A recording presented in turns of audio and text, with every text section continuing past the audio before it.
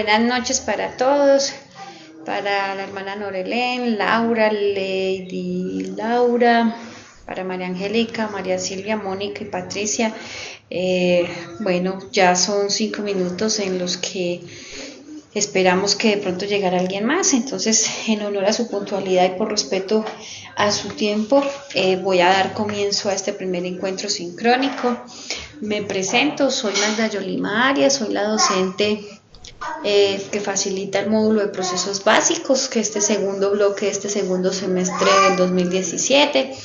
La idea con este encuentro es poder acercarnos temáticamente a todo lo que es el contenido del curso, bueno, una parte del contenido del curso.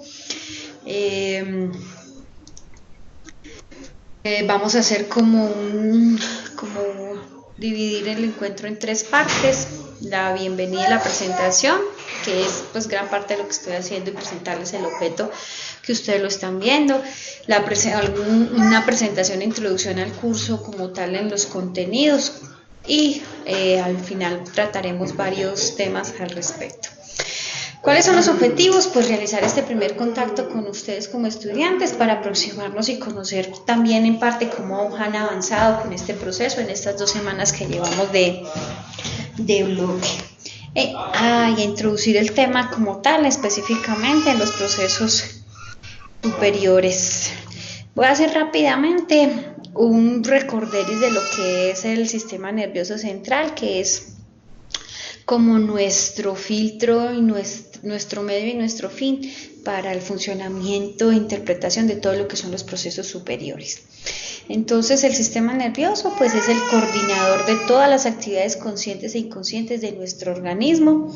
Es el que ejecuta 3 acciones esenciales principalmente: la detección de estímulos, la transmisión de información y la coordinación en general de todo lo que es nuestras funciones anatómicas, funcionales, cerebrales y en general todo nuestro funcionamiento. Se divide en 2 partes principalmente: el sistema nervioso central y el sistema nervioso periférico. A su vez, el sistema nervioso central se divide en cerebro y la médula espinal.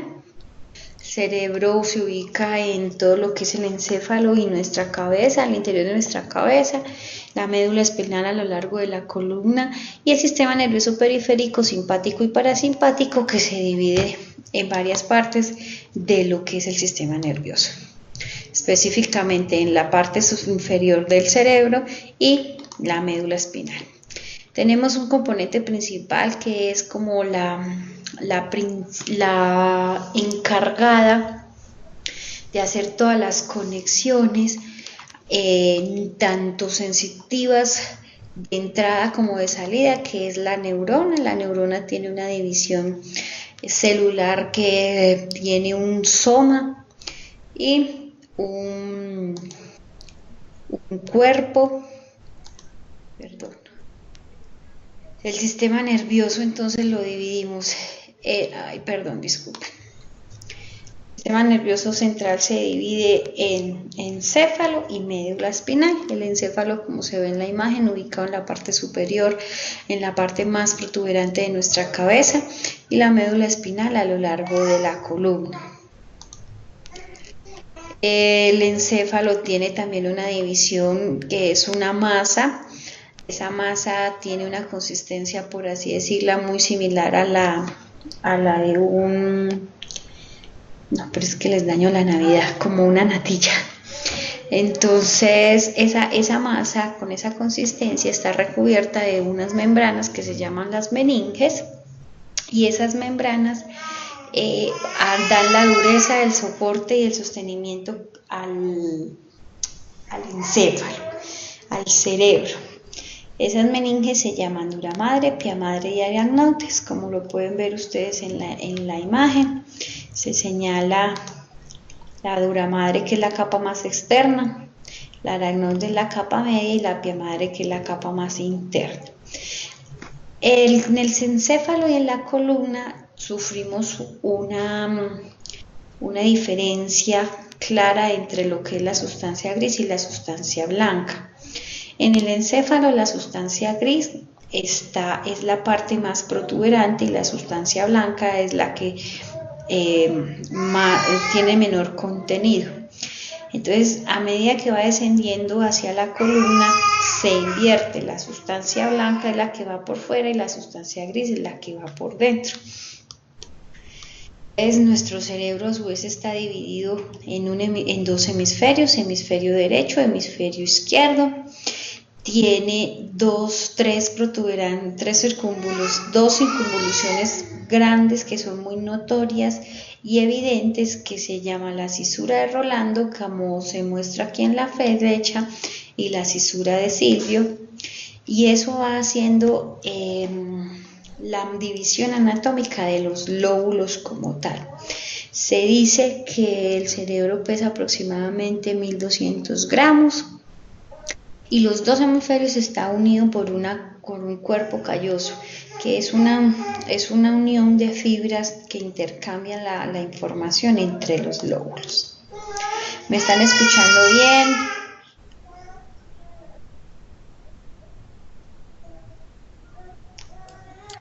Sí, muy bien. Ok, listo. Entonces, el cerebro tiene a su vez divisiones anatómicas, como les decía, que se marcan por las cisuras.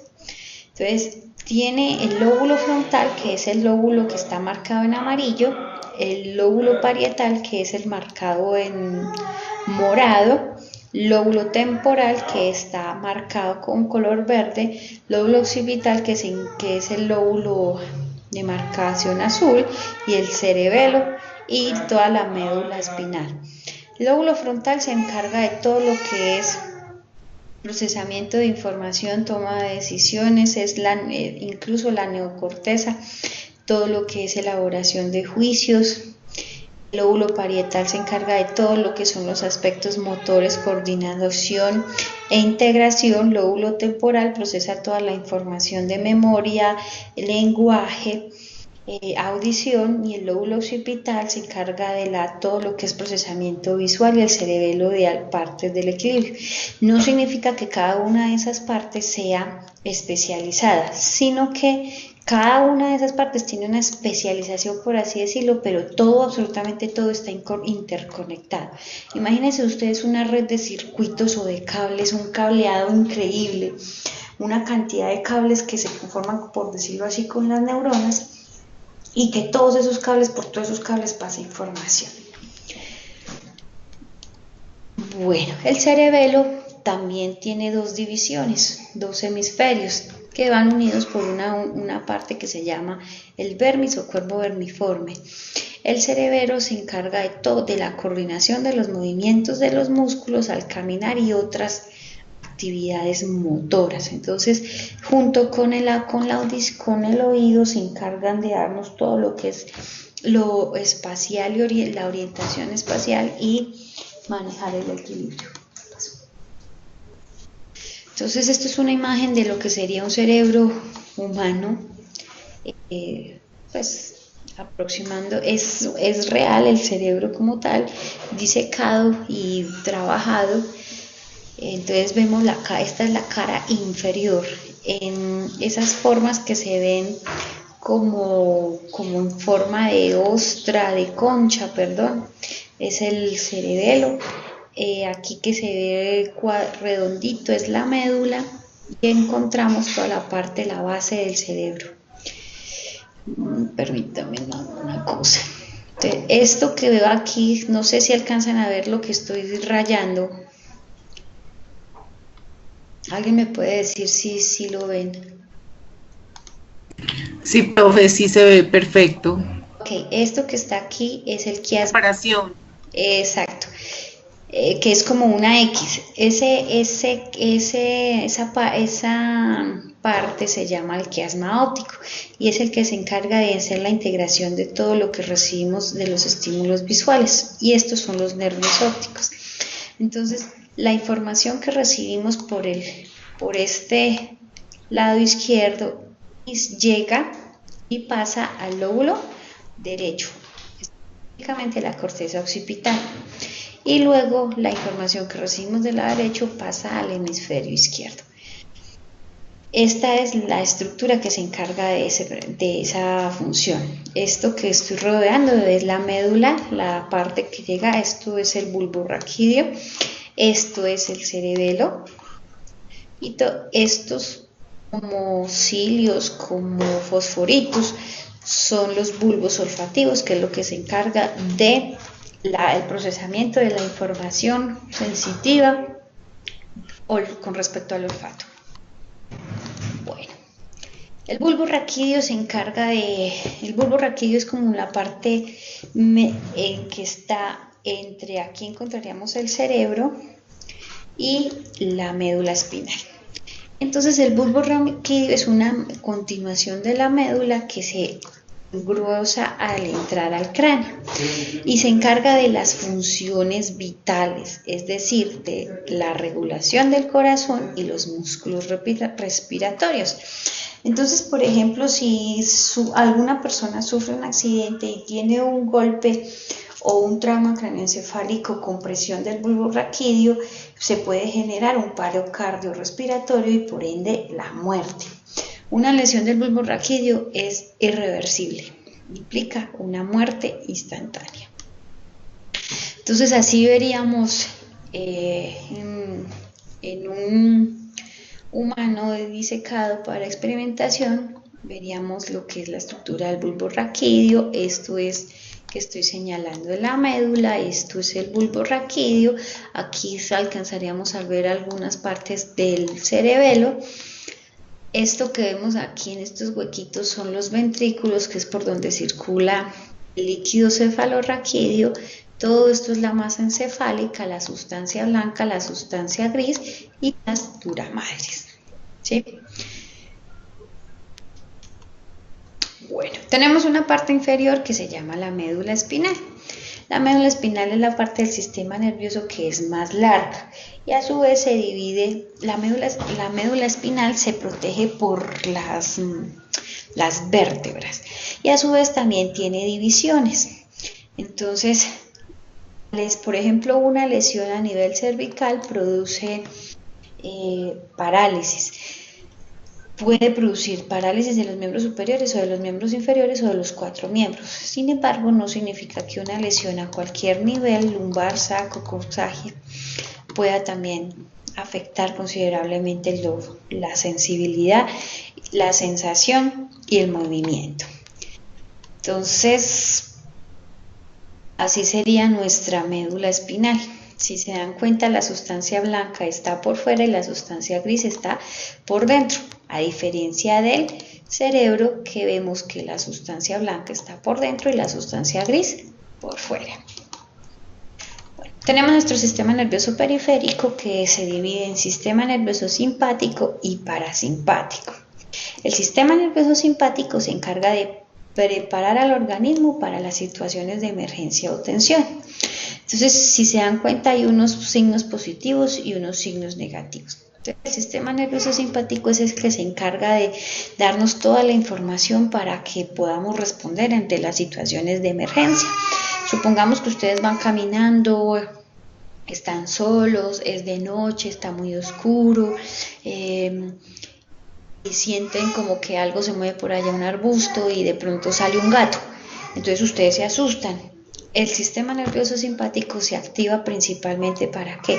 Para dilatar la pupila y que nos entre mayor cantidad de información luminosa, para producir saliva, activa el corazón para bombear más sangre, pulmones para generar mayor oxígeno, inhibe el estómago para que no nos vomitemos, el páncreas para la segregación de bilis y la vejiga para que no nos orinemos.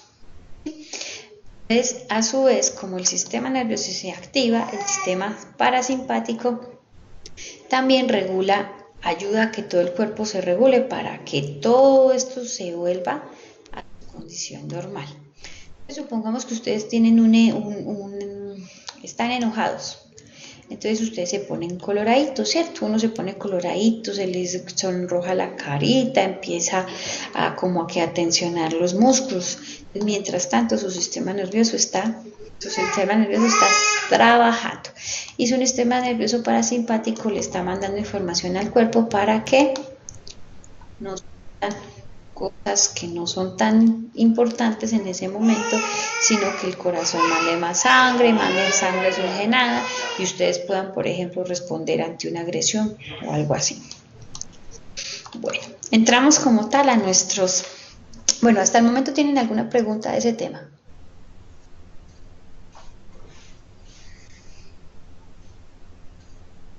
No, profe, está muy claro. Listo, entonces entramos como tal a lo que nos compete. Las funciones mentales superiores. Las funciones mentales superiores son las capacidades, todas esas funciones y capacidades que nos permiten integrar integrar y organizar la información adquirida por medio de los sentidos. ¿Cuáles son nuestros sentidos? El gusto. ¿Cuál es más? El olfato, la visión, el tacto, El oído. el oído. Ok. Se habla también de un sentido que es la kinestesia, que viene siendo como el tema del de como la ubicación, por así decirlo. ¿Sí? Entonces esto nos ayuda a integrar y organizar la información que llega por los sentidos. Hacer remuneración del aprendizaje, la integración de todos los mecanismos que nos ayudan a pensar y la capacidad de tratar dos o más informaciones, eventos, que se llama la atención. ¿Sí? Entonces, todo esto, toda esta información que nos llega a sentidos se llaman y que nos producen algún tipo de reacción se llama sensaciones. ¿Listo? Pero para poder yo tener sensaciones, de alguna manera tengo que atender. Entonces, la atención es un proceso selectivo que ocurre en respuesta a la capacidad de procesamiento limitada de la información. Entonces, la atención se genera en varios tipos: sostenida, enfocada, alternada y dividida. ¿Qué es la atención enfocada? La habilidad para responder específicamente estímulos visuales, auditivos o táctiles. ¿Sí? Entonces, ¿qué información recibimos a partir de eso? Digamos, por ejemplo, ustedes en este momento su atención está enfocada ¿hacia qué? Hacia la pantalla. ¿Sí? Pero también están recibiendo información visual porque me están escuchando. Entonces, ¿cuáles son la información que están recibiendo? Visual, auditiva y táctil. La atención sostenida, entonces, es mantener una respuesta conductual consistente a una actividad continua y repetitiva. Entonces, por ejemplo, les pongo el señor guardia de seguridad que le toca estar pendiente de las cámaras, pero no está haciendo absolutamente nada más, sino solamente vigilando las cámaras. La atención selectiva, entonces, es el elegir los estímulos relevantes para una tarea. Entonces, escuchar, por ejemplo, una canción en particular.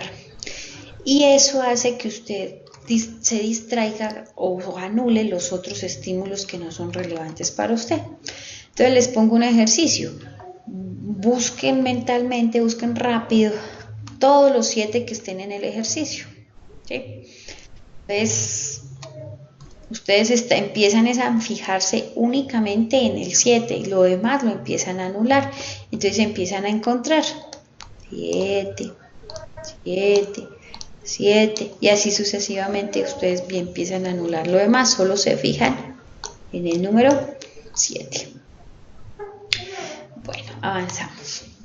Viene la atención dividida. Entonces, la atención dividida es la habilidad para responder simultáneamente a tareas o demandas múltiples de una tarea. Entonces, ¿qué está haciendo Don Bart Simpson? Mire, supuestamente está estudiando, escribiendo, mirando y escuchando tele. Y pasa, por ejemplo, mucho en las personas que son, por ejemplo, secretarias. Tienen que responder al teléfono, tienen que escribir, tienen que mirar la computadora. Entonces, su capacidad está desbordada de alguna otra manera. Tiene la atención alterna, que es muy similar a la atención dividida. Entonces, la atención alternada es la capacidad de cambiar los focos de atención de un estímulo a otro. Entonces, esta señora está hablando por teléfono, está escribiendo con el computador y está escribiendo con la otra mano. Bueno, tenemos un proceso que se llama el control atencional. El control atencional nos permite manejar todo lo que son funciones ejecutivas y nos sirve para planear y organizar la forma en que nos comportamos e inhibir conductas inapropiadas para realizar una tarea. Entonces, si yo les preguntara de qué color son las X de la primera línea, ¿qué me dicen ustedes?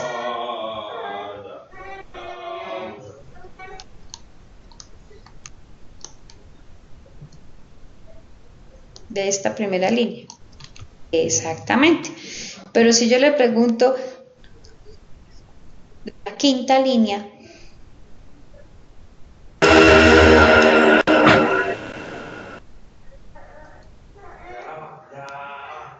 sería este. Exactamente. Entonces el control atencional implica que ustedes están respondiendo a una pregunta, a un mando que yo les estoy dando, y a partir de eso están generando una conducta, están planificando la conducta como tal. Entonces la tarea automática favorece la lectura de la palabra. ¿Qué palabra estaría aquí como tal? Pues una X, ¿cierto? Pero el proceso controlado no automático sería denominar el color de la tinta. Entonces, vamos a hacer un ejemplo. Este es un test, el stroke, que ustedes lo pueden consultar. Entonces, ¿en qué color está escrita cada palabra? Hagamos el ejercicio con esta primera. Fíjense la instrucción. ¿En qué color? Exactamente. ¿En qué color está escrita la palabra? ¿Listo? Entonces, ¿a qué tienen que responder ustedes? ¿En qué color está escrito? No leer la palabra.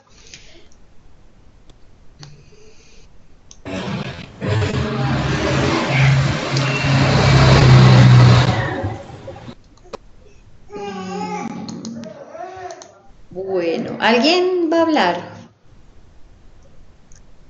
Ok, entonces fíjense el siguiente ejercicio y así sucesivamente. La instrucción a la que tenemos que responder es escrito cada palabra, no qué dice la palabra.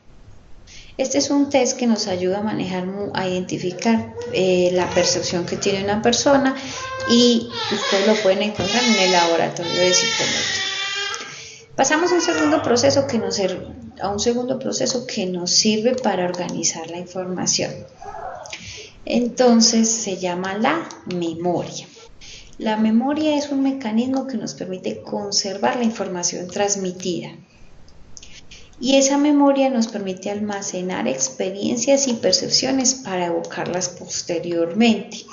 Entonces la memoria, por decirlo así, es un baúl o un cúmulo o un depósito de experiencias pasadas que nos permite adaptarnos a las situaciones presentes y nos guía hacia el futuro.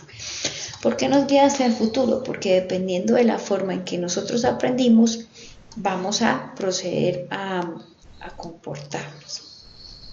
Entonces la memoria tiene varias etapas. Tenemos un primero que se llama registro de retención o registro de información, en el cual el sujeto recibe la información, luego la almacenamos o la conservamos a partir de un procesamiento y almacenamiento para finalmente evocarla y recuperarla. ¿Qué recuperamos? Lo que necesitamos. Supongamos que ustedes se subieron a un bus y en el bus se les sentó al lado una persona que tiene un olor, y ustedes empiezan a decir ese olor, ¿dónde yo he olido eso? ¿Quién huele así? ¿Quién huele así? Entonces ustedes empiezan a evocar a partir de el olor ese momento o esa persona que que tenía esa misma fragancia. Entonces ustedes, a partir de lo que retuvieron en algún momento, lo almacenaron y por un estímulo similar lo evocaron y lo sacaron nuevamente. Entonces, el tiempo que nosotros retenemos información puede variar de segundos a semanas o incluso años. Si nos ponemos en este momento a hablar al respecto de cuál es el recuerdo más viejo que nosotros tenemos, empezaríamos a hablar más o menos de los 5, 6, 7 años en adelante. Hacia atrás es muy improbable que podamos tener recuerdos como tal por los mismos procesamientos de información que estamos dando y los procesos de aprendizaje. Entonces, ¿cómo es ese proceso de la memoria? Recibimos información de los 5 sentidos. Esta información la almacenamos en la memoria sensorial, que es la primera etapa del proceso. Entonces, aquí la información que nos llega del tacto, la visión, el olfato, el gusto, la audición, toda esa información se va depositando, por así decirlo, en una casillita que se llama memoria sensorial. Y nosotros empezamos a ir guardando recuerdos. Luego pasamos a la memoria a corto plazo. La memoria a corto plazo se relaciona con la evocación de la información inmediatamente. Entonces yo les voy a preguntar de qué color era la palabra de la quinta línea. ¿Se acuerdan? No. Entonces vamos a mirar nuestros supletes acá. Verdes. Muy bien, Marta. Entonces hay que empezar a trabajar la memoria a corto plazo. Entonces la memoria a corto plazo es una memoria que se da en algún tiempo específico, pero que se va depositando, y si la vamos ejercitando y si la vamos trabajando, sí se puede convertir en memoria a largo plazo. Si no, lo que hacemos es ir eliminando y guardando lo que necesitamos, ¿sí?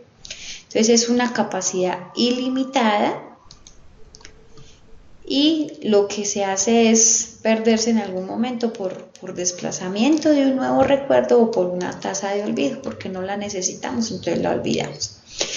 Luego partimos a la toda la información que necesitamos o que nos conviene o que queremos almacenar, la depositamos en la memoria a largo plazo. Entonces la memoria a largo plazo es esa evocación de la información después de un intervalo del tiempo largo. Perdón un segundo.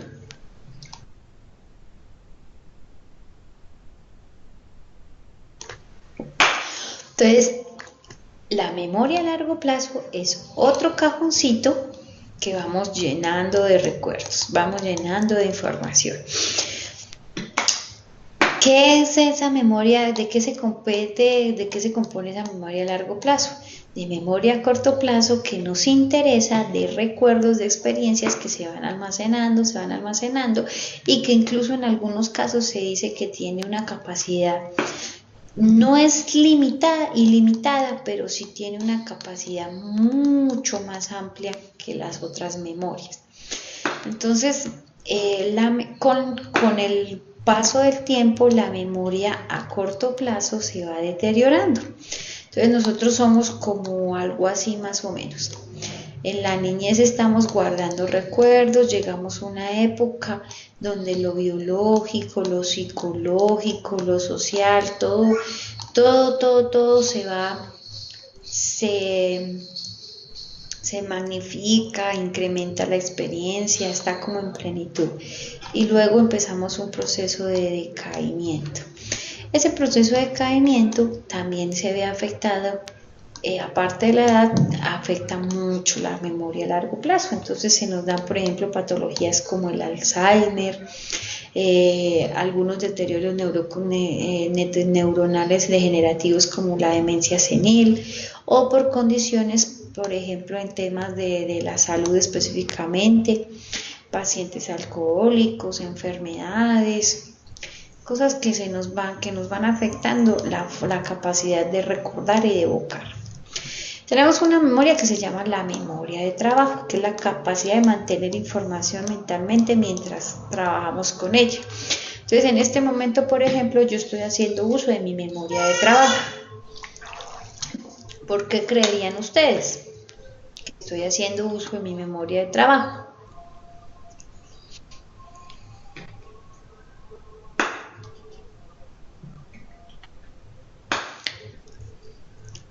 Porque la memoria de trabajo es la que permite que recordemos los planes, las instrucciones, alternativas, ideas, datos que se van a manejar en el futuro y que dependen incluso del pasado. Entonces, en la memoria de trabajo yo, por ejemplo, estoy haciendo uso de cómo ingresar, todo el procedimiento que tengo que hacer para ingresar al Skype, al link, cómo montar la diapositiva, cómo manejarla, cómo presentar la información. Entonces, todo eso me permite a mí combinar elementos y empezar a manejar la información para presentársela a ustedes. Esa memoria de trabajo mantiene y manipula la información de manera temporal y la necesito para ejecutar los procesos cognitivos como por ejemplo la comprensión del lenguaje, de lectura y diversas formas de racionamiento. La memoria de trabajo es la responsable de los cálculos mentales y la comprensión lectora. Entonces, cuando ustedes están leyendo cualquier tipo de documento, lo que están apelando es a la memoria de trabajo. Pero ¿qué necesitan para trabajar esa comprensión lectora? Darle alimento a esa memoria de trabajo. Entonces, si ustedes quieren comprender algún documento y mejorar su capacidad de comprensión, tienen que leer. Si quieren, por ejemplo, trabajar la competencia de escritura, tienen que escribir y leer. Entonces, así sucesivamente se va trabajando la memoria de trabajo. Bueno. Entonces, ¿cómo generamos un recuerdo? Primero que todo hacemos un registro. Ese registro es en el que la información pasa por un almacén temporal de la memoria de corto plazo a de la memoria inmediata, por así decirlo, a una memoria a corto plazo. Entonces, por decirlo así, dejamos nuestra huella,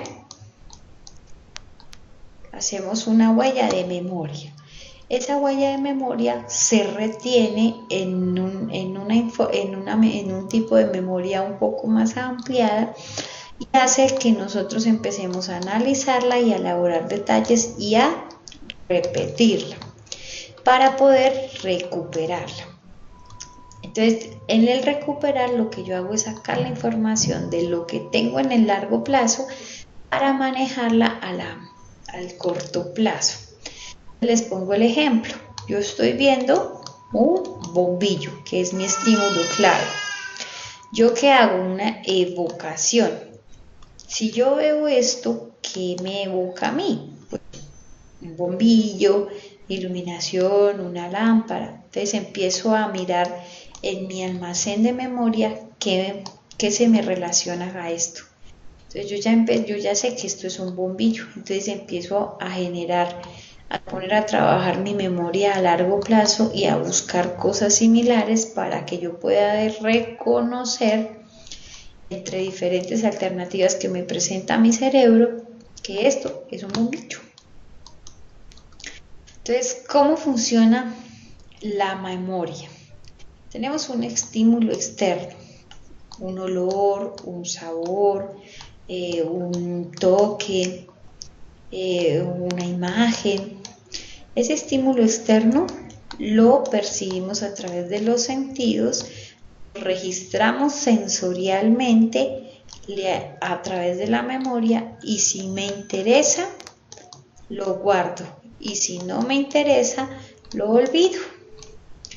Hacemos otro procesamiento inicial en el que yo defino, lo necesito por un momento y si lo necesito lo puedo repetir y lo paso a la memoria a largo plazo.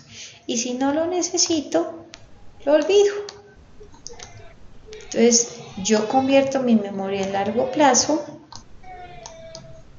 en una forma de almacenamiento que me va a permitir elaborar este ciclo nuevamente.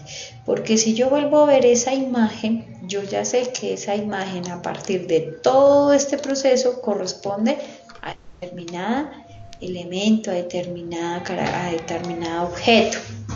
Entonces, ¿qué tipo de memoria tenemos? Tenemos memoria a corto plazo, que es el almacenamiento limitado de la información por periodos de tiempo muy cortos. Memoria a largo plazo, que es ilimitada sin restricciones, dependiendo de la cantidad de trabajo que nosotros le pongamos. Tenemos la memoria declarativa, basada en conocimientos explícitos, o sea, es decir, esta es específica. Perdón. La memoria episódica, eventos referidos a un tiempo o un lugar. La semántica, la que almacena hechos y le da significado, relacionamiento. No declarativa, que se refiere a una memoria episódica y a memoria de procedimiento. Entonces es la que se nos guarda la memoria, sobre todo lo perceptivo motor y a reglas de aprendizaje. Entonces, ¿cómo en esta memoria nosotros almacenamos la información de cómo aprendemos? Entonces, por ejemplo, cómo aprendemos a caminar, cómo tenemos que movernos en determinado espacio. Toda la información va aquí. Tenemos el primero, la facilitación, que es la capacidad de evocar la información de acuerdo a una exposición previa, sin un aprendizaje explícito. Entonces, por ejemplo, yo vi determinado estímulo en X circunstancia, pero no me interesó. Entonces, en otro contexto volví a ver lo mismo, ¿sí? Entonces, yo ya puedo relacionar lo pasado con lo presente a partir de el PRIM, pero no tuve necesidad de hacer un aprendizaje explícito de ese estímulo presentado. Y tenemos la memoria prospectiva, que es recordar las acciones que se deben realizar, y la metamemoria, el funcionamiento de la misma memoria. Acá también hay un tema que ustedes lo van a ver, que es la memoria anterógrada y retrógrada, que esas no las voy a especificar para que ustedes tengan la capacidad y adquieran la competencia de entenderla. Bueno, tenemos otro gran proceso que se llama la percepción. Esa imagen es clásica. ¿Ustedes qué ven ahí? Unos que ven, otros que ven.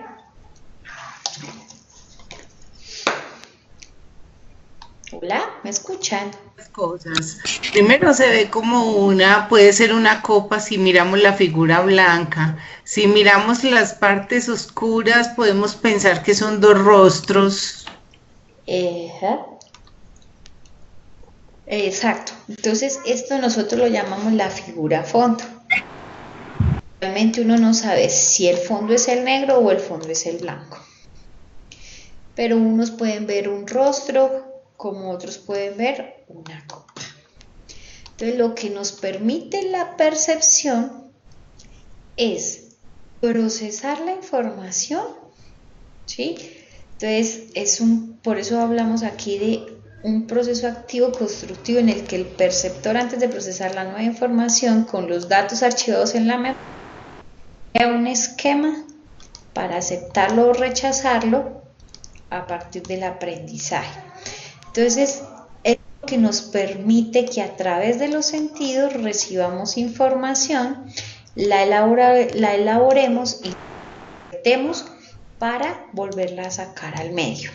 Entonces, ¿yo por qué puedo decir que eso huele feo? Porque lo sentí, lo asocié, lo aprendí que es nauseabundo, que es feo. Cuando lo vuelvo a oler, respondo al medio con asco, tapándome la nariz, algo así. O que esa canción es mala porque ya la estoy asociando, yo ya aprendí que esa canción es mala. Entonces, toda la información que llega de los sentidos, nosotros la interpretamos y la elaboramos para devolverla al entorno. La percepción tiene tres características principalmente. Es subjetiva porque las reacciones de un individuo a otro varían. Entonces unos dijeron que es un rostro, otros dijeron que es una copa. ¿Sí? Es selectiva porque depende de la atención que yo le esté colocando. Entonces, si yo me fijo mucho mi atención en ese elemento, es muy probable que yo ya aprenda. Entonces, esta es otra figura que es muy clásica. Viejecita joven. Entonces, muchos ven una vieja, un perfil de una vieja, y otros ven un perfil de una chica joven. Entonces, dependiendo la atención, como yo la enfoque, yo puedo decir cuál es cuál. Pero es selectiva porque depende de la forma, de cómo yo atiendo a los estímulos. Y es temporal porque depende de un proceso a corto plazo, pero evoluciona a un proceso de memoria dependiendo de las experiencias, necesidades o motivaciones que tengamos las personas. Entonces, ¿de qué se compone la percepción? Se compone principalmente de un estímulo, un órgano sensorial, una relación sensorial que se hace y de esas sensaciones. Pero para armar esto yo tengo entonces que tener en cuenta esa naturaleza diferencial. Yo les pongo aquí un ejemplo. No vamos a ver un objeto negro en una habitación oscura, ¿cierto? Pero si de pronto ese objeto tiene unas características diferentes de color que es más luminoso, sí lo podemos llegar a percibir. Depende de la cantidad del estímulo, la intensidad que tenga ese estímulo, si es muy fuerte, si es muy débil, también puedo llegar a percibirlo o no. Y depende de esa capacidad sensitiva, entonces la forma en que yo relaciono la información que me viene del medio, que es el estímulo, cómo yo la proceso y qué sensaciones me da, y a partir de eso genero un proceso perceptual. Tenemos también un tema de la capacidad sensitiva y hablamos del umbral absoluto y todo lo que son los niveles de percepción. Hablamos de lo subliminal, es decir, que la frecuencia de onda está por debajo de lo que podíamos llegar a percibir normalmente. La percepción alta, que la sensación es tan fuerte que no se percibe de manera completa. Entonces, por ejemplo, este hombre que ustedes ven en esta imagen, uno diría, ¿será que lleva mucha carga o será que no lleva carga? ¿Cómo lo verían ustedes? ¿Qué dirían? ¿Será que lleva cosas muy pesadas o qué? Sí. Sí, profe, pareciera que sí, porque igual el esfuerzo que está haciendo, el hecho de doblar las rodillas debe ser porque es algo que